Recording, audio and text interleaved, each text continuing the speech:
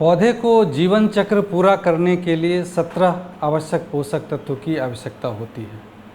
उनमें जो 3 भागों में कैटेगराइज किया गया है, जैसे कि प्राथमिक पोषक तत्व है, द्वितीयक पोषक तत्व है, सूक्ष्म पोषक तत्व है।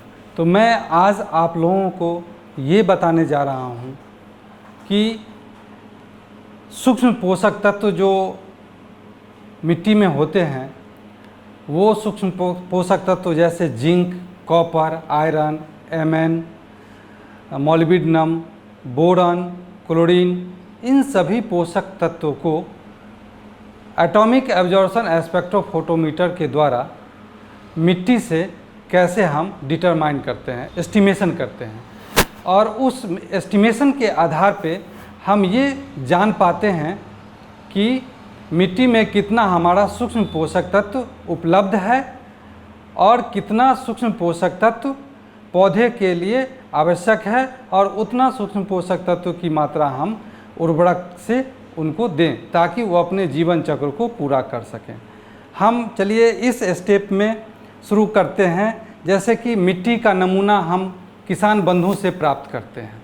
मिट्टी के नमूना को प्राप्त करने के बाद हम लोग जो उसका प्रोसेसिंग होता है वो प्रोसेसिंग करते हैं।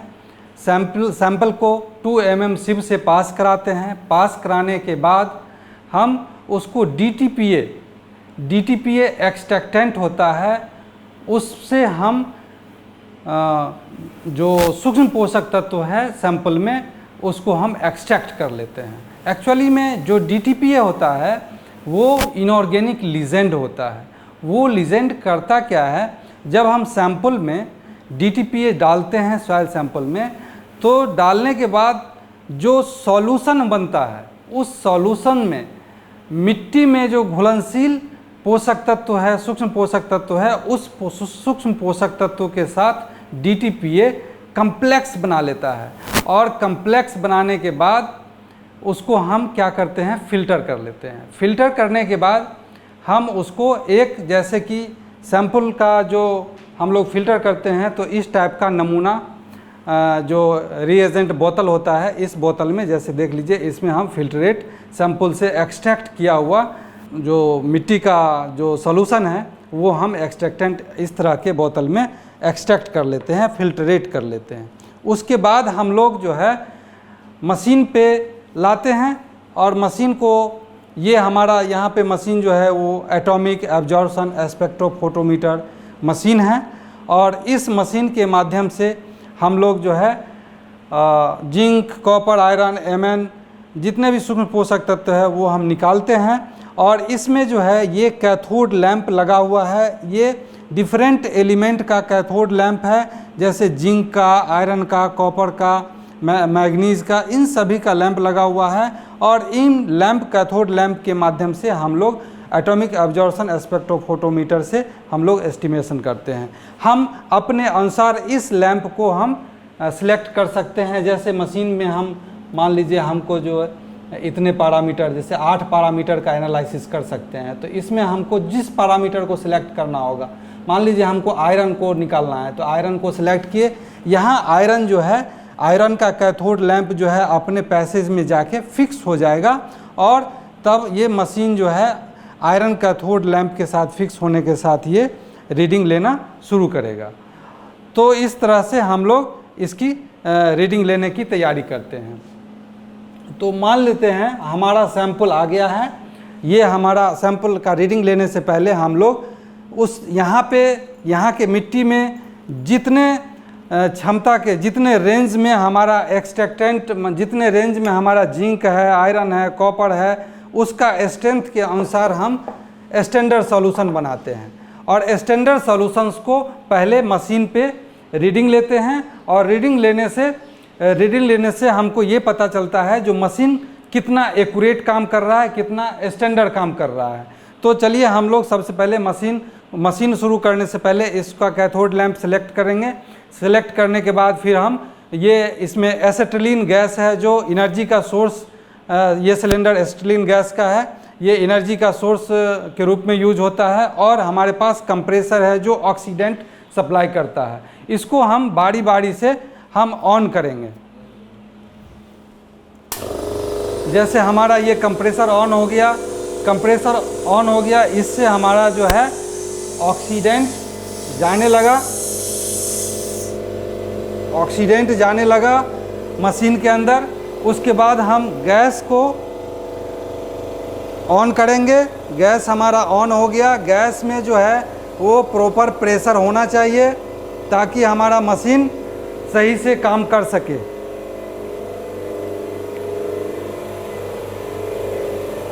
अब हम मशीन को स्टैंडर्डाइज करेंगे, कैलिब्रेट करेंगे रीडिंग लेने से पहले। तो सबसे पहले हम लैंप को सिलेक्ट कर लेते हैं। जैसे जिंक का रीडिंग लेना है तो लैंप यहाँ पे सिलेक्ट हो रहा है। लैंप मशीन अपने आप जो है वो सिलेक्ट करेगा और जाके अपने टैरेट में जा कर के स्थिर हो जाएगा। स्थिर हो जाने के बाद हम यहाँ पे मशीन में ये चेक करेंगे जो इस कैथोड लैंप का HCl सिग्नल जो है वो कितना शो कर रहा है। HCl सिग्नल 3 वोल्ट से ज़्यादा नहीं होना चाहिए। 3 वोल्ट से ज़्यादा होने पे हम HCl सिग्नल को कम करेंगे। और एक चीज़ और इसमें ये देखने की बात है, जो हमारा कैथोड लैंप का बीम जो है वो डायरेक्ट पैसेज से पास कर रहा है या नहीं कर रहा है। तो इसको चेक करने का आसान तरीका है जो हम देखते हैं। यहाँ पे एक होल है, इस होल के मध्य से हमारा कैथोड लैंप का फोकस जा रहा है कि नहीं जा रहा है। अगर मध्य से जा रहा है तो मशीन बेहतर काम कर रहा है।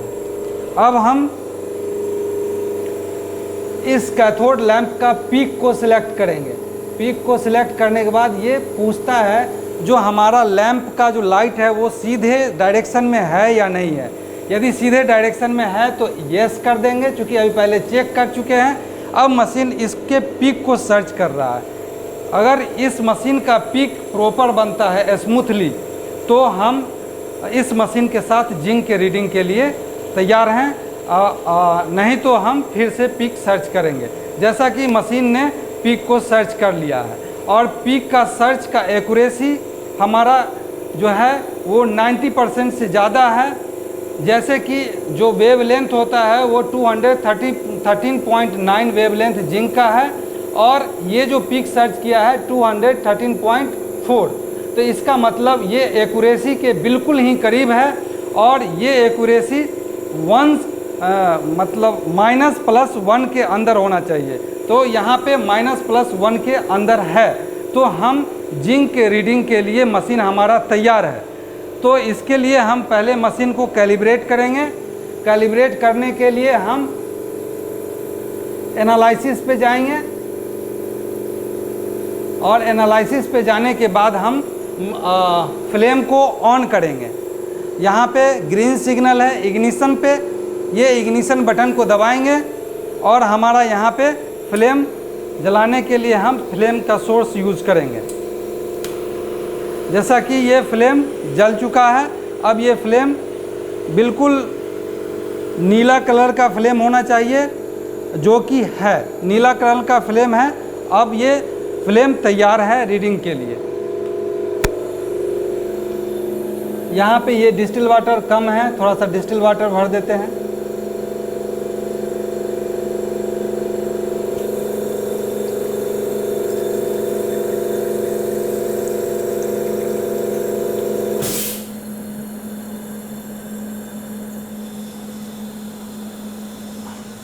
अब हम यहाँ पे जो जिंक के लिए हमारा HCl सिग्नल होना चाहिए था वो 3 वोल्ट के करीब होना चाहिए था।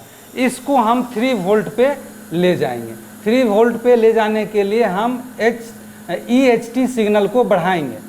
EHT सिग्नल को बढ़ाएंगे, धीरे धीरे बढ़ाएंगे। हाँ, ये HCl सिग्नल ग्रीन शो करने लगा है, इसका मतलब 3 वोल्ट के करीब आने ही वाला है और ये आ गया 3 वोल्ट के करीब आ गया है। ये ग्रीन सिग्नल रेड नहीं होना चाहिए, ग्रीन ही रहना चाहिए, जिससे कि हमारा मशीन परफेक्ट काम कर रहा है। अब हम इसमें कैलिब्रेशन में जाएंगे। कैलिब्रेशन में जाने के बाद नंबर ऑफ स्टैंडर्ड इसमें हम पुट करेंगे। नंबर ऑफ स्टैंडर्ड हमको मान लीजिए 4 है, 4 है, तो हम 4 यहाँ इंटर कर देंगे। उसके बाद किस किस स्ट्रेंथ का है, जैसे 0.4, उसके बाद 0.8, उसके बाद 1.2, उसके बाद 1.6, ये इंटर कर देंगे। ये इंटर हो गया। अब हम मशीन को डिस्टिल वाटर से जीरोइंग करेंगे। जीरोइंग करने के लिए जैसा कि डिस्टिल वाटर में ये नॉब, इसका जो नोज़ल है वो डीप है, और हम यहाँ पे जीरोइंग करेंगे। मशीन जीरो ले लिया है। अब स्टैंडर्ड 1 बाई 1 स्टैंडर्ड जो है वो हम इसको फीड करेंगे। फीड करने के लिए पहले डाले थे 0.4 स्टैंडर्ड, तो 0.4 स्टैंडर्ड को हम इसमें इंसर्ट करेंगे और यहाँ पे हम रीड करेंगे। रीड करने पे ये फाइल का नाम सेव करने के लिए बोल रहा है मशीन, तो इसको हम पहले फाइल का नाम सेव करेंगे, जैसे जिंक। आज हम जिंक कर रहे हैं, जिंक, और आज का डेट भी डाल सकते हैं 8/6/20। तो हम ये इस तरह से सेव कर लिए। अब फिर हम दूसरा स्टैंडर्ड डालेंगे। दूसरा स्टैंडर्ड 0.8 का है, 0.8 का स्टैंडर्ड हम डालते हैं।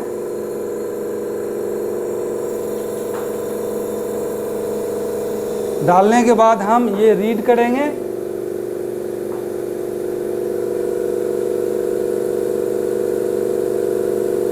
ये रीडिंग आ गई है। अब अगला स्टैंडर्ड डालेंगे, जो कि हम फीड कराए थे 1.2 ppm का।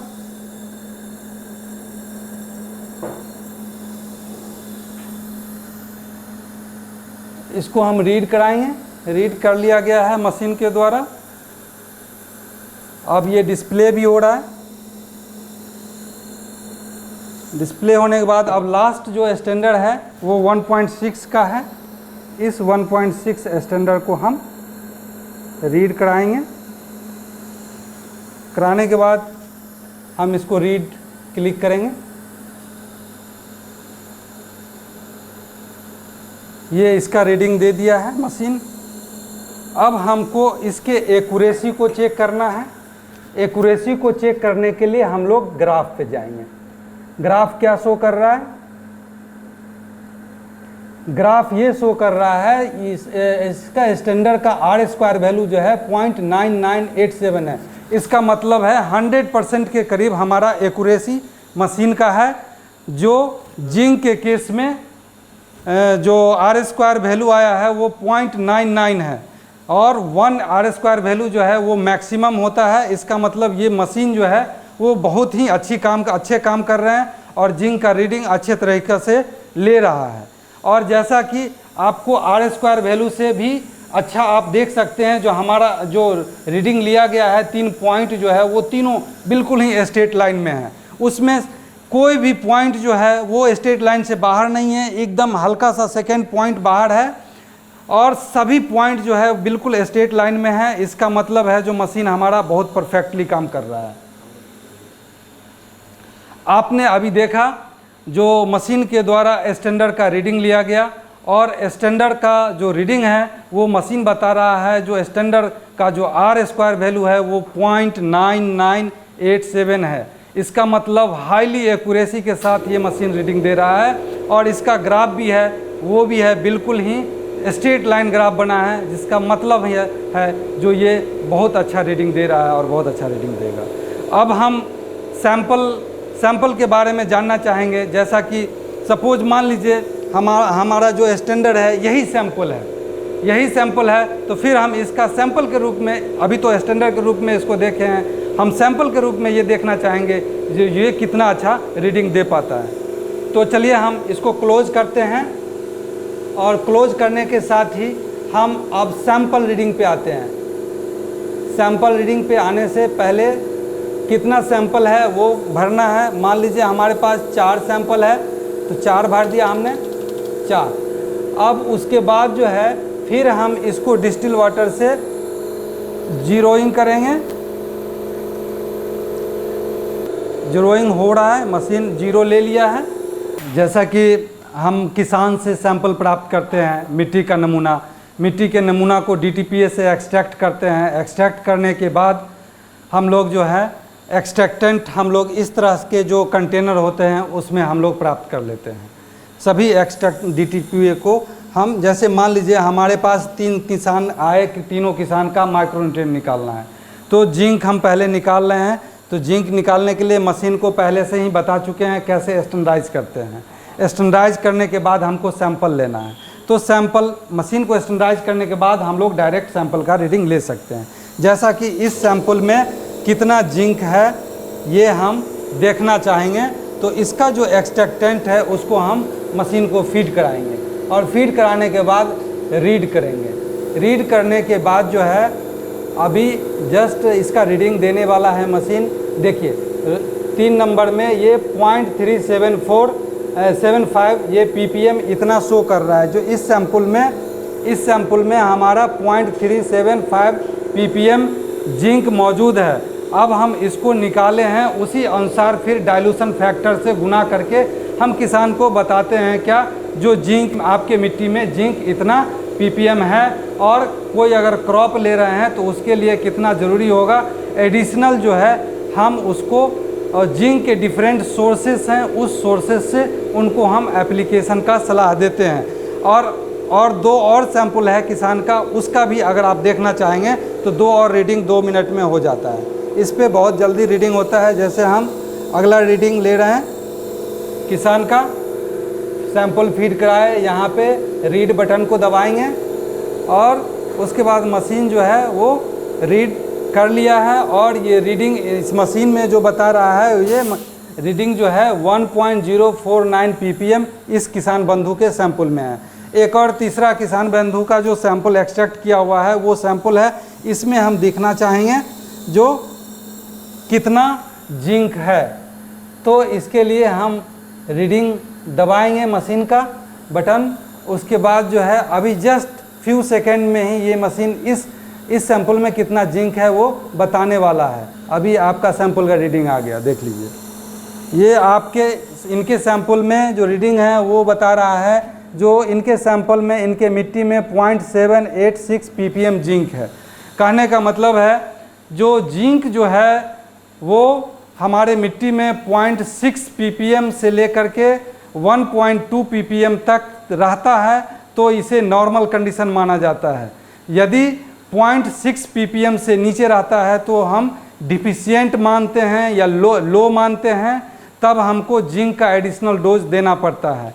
और यदि 1.2 से ऊपर रहता है तो हम जिंक का एडिशनल डोज नहीं देने के लिए रिकमेंड करते हैं। तो इस प्रकार देखें क्या जो हम कैसे लेबोरेटरी में जिंक का एस्टिमेशन करते हैं एटॉमिक एब्जॉर्प्शन स्पेक्ट्रोफोटोमीटर से। और किसान बंधु सभी लोगों से हमारा आग्रह है कि आप सूक्ष्म पोषक तत्व को इग्नोर ना करें। सूक्ष्म पोषक तत्व का जांच मिट्टी जांच प्रयोगशाला में अवश्य कराएं, क्योंकि सूक्ष्म पोषक तत्व पौधे के जीवन चक्र को पूरा करने के लिए एकदम सूक्ष्म मात्रा में ही लगता है, लेकिन देना आवश्यक है। नहीं तो आपका फसल बर्बाद हो जाएगा, आपका फसल नुकसान हो जाएगा। और इस बढ़ती हुई जनसंख्या को नहीं हम भोजन खिला सकते हैं, अपना स्थिति हम आर्थिक स्थिति मजबूत नहीं कर सकते हैं, हम आने वाले जनरेशन को नहीं मजबूत कर सकते हैं। अतः हम सभी लोगों से अनुरोध है कि जो भी सूक्ष्म पोषक तत्व का खेती में प्रयोग करें तो पहले मिट्टी जांच करा लें, उसके बाद अनुशंसा के अनुसार ही आप सूक्ष्म पोषक तत्व का प्रयोग मिट्टी या फसलों में करें। जी धन्यवाद।